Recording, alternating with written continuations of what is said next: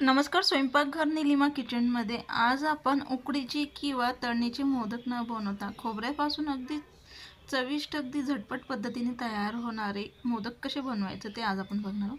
जेवढे दिसायला सुंदर दिसत आहेत तेवढेच अगदी चविष्ट असे आपले हे मोदक तयार झाले. अगदी तोंडात ताटक्यात विरघळतील एवढे मऊसूद आणि अगदी छान चविष्ट मोदक कसे बनवायचं ते बघूया.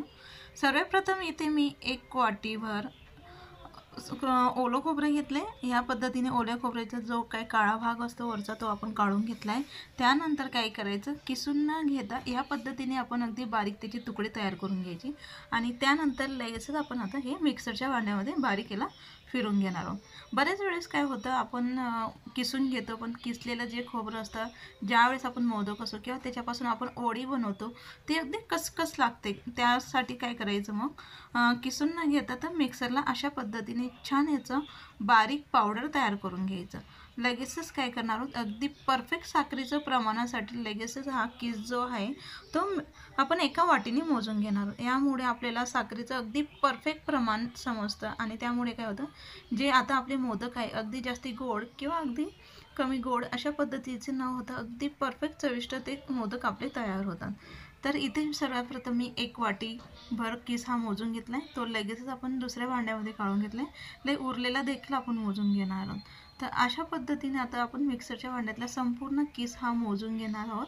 तर इथे बरोबर 1.5 वाटी आपला हा जो किस होता तो आला. याच्यामुळे काय होईल, आता आपल्याला अगदी परफेक्ट माप जे साखरेचं आहे ते व्यवस्थित घेता येईल. तर मी नेहमी ओळी बनवताना 2 वाटी जर किस असेल तर त्यासाठी 1 वाटी साखर ही घालते. जी वडी आपली असते ती अजिबात जास्ती गोड देखील होत नाही आणि कमी गोड देखील होत नाही.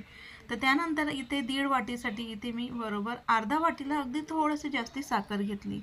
साखरेचं प्रमाण थोडंफार जास्ती कमी केलं तरी आवडीनुसार काही हरकत नाही. त्यानंतर लगेच एक कढई गरम करून घ्या.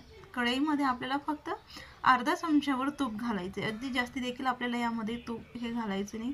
खोबऱ्याला आपल्याला हलकंसं भाजून घ्यायचं, त्यामुळे मोदकाची चव देखील अगदी छान येईल आणि जी पुढची प्रोसेस असते ती अगदी परफेक्ट आणि पटकन ती तयार होते. जे काही नारळातलं पाणी असतं ते तुपात भाजल्यामुळे ॲब्झॉर्ब होतं आणि त्यामुळे आपली जी वडी असते ती पटकनी तयार होते. तर लगेचच आपण मंद आचेवरती अजिबात कलर वगैरे न बदलता हलकंसं आपल्याला आता हा किस भाजून घ्यायचा आहे.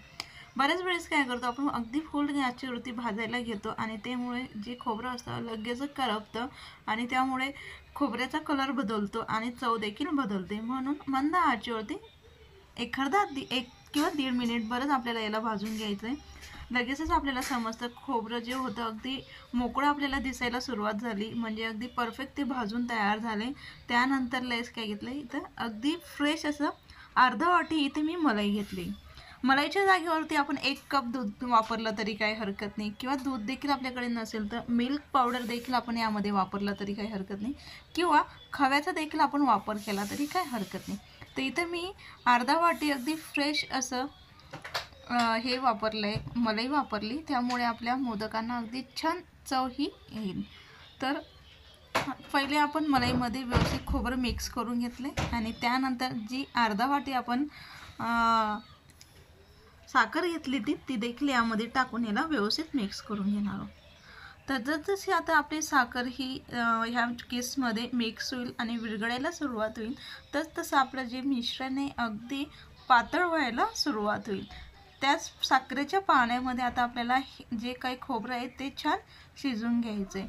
जेवढी साखर होती ती पूर्णपणे आपल्या आता विरघळून त्याचं पाणी हे तयार झालं आहे आणि आता मंद आचेवरती याला छान कोरडं होईपर्यंत आटून घेऊया. तर जे काही आपलं साखरेचं पाणी होतं पूर्णपणे आटून तयार झालं आहे. तुम्ही बघाल, जर तुम्हाला कळत नसेल तर काय करायचं, अगदी थोडंसं मिश्रण घेऊन बघा.